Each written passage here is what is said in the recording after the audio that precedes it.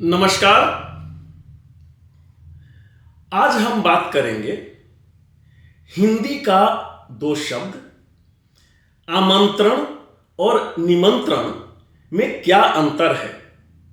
ये दोनों शब्दों को कब इस्तेमाल करना है, क्योंकि बहुत सारे लोग हैं उनको अंतर समझ में नहीं आता है और जहां पर आमंत्रण शब्द का इस्तेमाल करना होता है वहां पर निमंत्रण कर देते हैं और जहां निमंत्रण करना होता है वहां आमंत्रण कर देते हैं।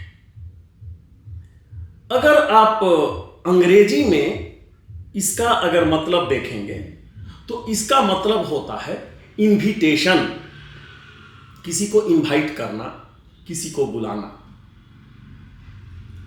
तो आमंत्रण और निमंत्रण में भी हम किसी को बुलाते हैं, चाहे व्यक्तिगत तौर पर हम किसी को बुलाते हैं या एक समाज जो है वो किसी व्यक्ति को या समाज को बुलाता है।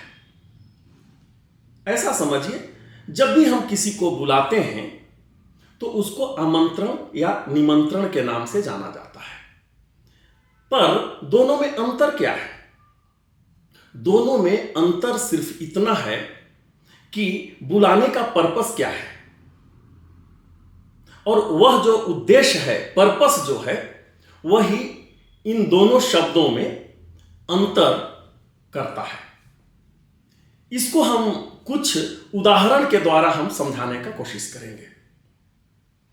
पहला उदाहरण हम लेंगे कि आप प्रायः देखे होंगे कि किसी के घर में विवाह कहीं पर होता है और उसका जो रिसेप्शन जो होता है, प्रीति भोज जो होता है, कहीं दूसरे जगह पर दिया जाता है। अपने गांव पे लोग दे दिए, ये सोच करके कि बहुत सारे हमारे जो परिवार वाले थे वो नहीं आ पाए थे या हमारे जो बहुत सारे मित्र लोग नहीं आ पाए, तो इस परिस्थिति में रिसेप्शन कहीं और दिया जाता है। तो जब रिसेप्शन के लिए किसी को बुलाते हैं या भोजन के लिए अगर किसी को बुलाते हैं तो उसको निमंत्रण के नाम से जाना जाता है। यह हो गया पहला उदाहरण। अब हम दूसरा उदाहरण लेंगे।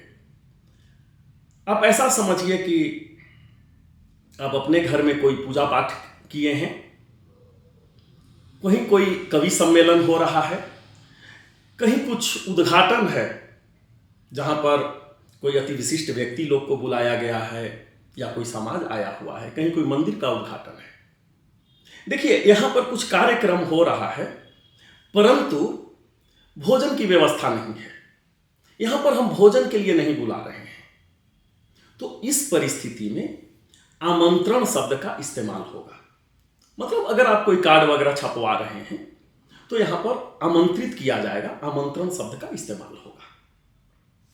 अगर भोजन के लिए बुला रहे हैं तो निमंत्रण शब्द का इस्तेमाल होगा और भोजन के अलावा दूसरे कार्यक्रम में भाग लेने के लिए, सम्मिलित होने के लिए बुला रहे हैं तो उसको आमंत्रण शब्द का इस्तेमाल किया जाएगा। तीसरा उदाहरण लेंगे, एक ऐसा कार्यक्रम जिसमें अन्य कार्यक्रम के साथ साथ भोजन की भी व्यवस्था है। तो इसमें क्या इस्तेमाल करेंगे? क्या हम यहां दोनों आमंत्रण और निमंत्रण दोनों इस्तेमाल करेंगे? उदाहरण जैसे कि विवाह अगर कहीं पर हो रहा है तो जब आप कार्ड देते हैं तो उस कार्ड में देखे होंगे कि बहुत सारा जो कार्यक्रम है वह डेट और टाइम के साथ में उसमें दिया हुआ रहेगा और साथ में नीचे लिखा हुआ रहेगा कि रिसेप्शन या प्रीति भोज, इतने बजे आपका खाने पीने का व्यवस्था है। तो इस परिस्थिति में मुख्य उद्देश्य देखना पड़ेगा कि व्यक्ति को हम बुला जरूर रहे हैं लेकिन बुलाने का हमारा पर्पस क्या है, उद्देश्य क्या है। यहां पर हम विवाह में सम्मिलित होने के लिए बुला रहे हैं या फिर भोजन के लिए बुला रहे हैं। तो यहां देखिए, शादी या विवाह जो है वो 2-3 दिन का कार्यक्रम है।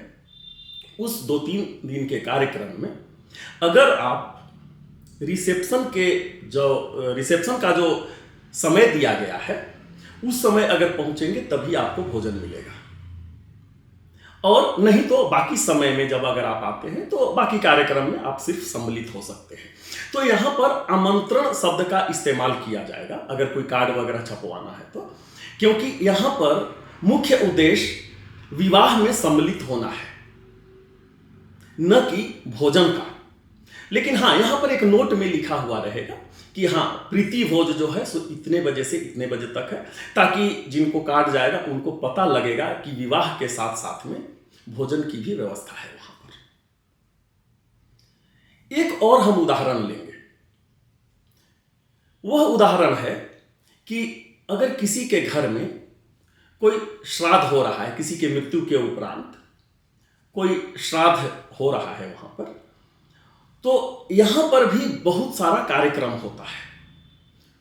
तो कुछ कार्यक्रम जो होता है वह होता है सिर्फ परिवार वालों के लिए, घर के लोग उसमें सम्मिलित होते हैं। और यहां इसमें जो भोजन का जो कार्यक्रम होता है, जैसे ब्राह्मण लोगों को कुछ बुलाया जाता है भोजन के लिए, या गांव घर के जो लोग होते हैं उनको वहां पर बुलाया जाता है, तो उनको यहां निमंत्रण दिया जाता है। देखिए यहां पर उद्देश्य क्या है, जब आप ब्राह्मण को बुला रहे हैं या गांव घर के लोग को बुला रहे हैं, तो यहां मुख्य उद्देश्य है उनको भोजन करवाना, क्योंकि बाकी जो कार्यक्रम हो रहा है वह सिर्फ परिवार वालों के लिए हो रहा है, इसमें उन बाकी लोगों को सम्मिलित होने की आवश्यकता नहीं है। तो यहां पर हम निमंत्रण शब्द का इस्तेमाल करेंगे। तो यहां पर हम 4 उदाहरण के साथ में आमंत्रण और निमंत्रण शब्द में क्या अंतर है इसको बताने का कोशिश किए हैं, और हम उम्मीद करते हैं कि यह जो आमंत्रण और निमंत्रण शब्द में जो अंतर है वह क्लियर हुआ होगा। अगर आपके मन में किसी प्रकार का कोई प्रश्न है तो हमारे कमेंट सेक्शन में अपना प्रश्न लिखिए, हम उसका उत्तर देने का कोशिश करेंगे। हम ये भी चाहेंगे कि आप हमारे चैनल को सब्सक्राइब कर लीजिए, ताकि जब भी कोई नया विषय के साथ नया वीडियो आए वह सर्वप्रथम आपके पास पहुंचे। बहुत ही जल्द हम आपके समक्ष नए विषय के साथ उपस्थित होंगे। तब तक के लिए हम आपसे विदा लेते हैं। बहुत बहुत धन्यवाद। नमस्कार।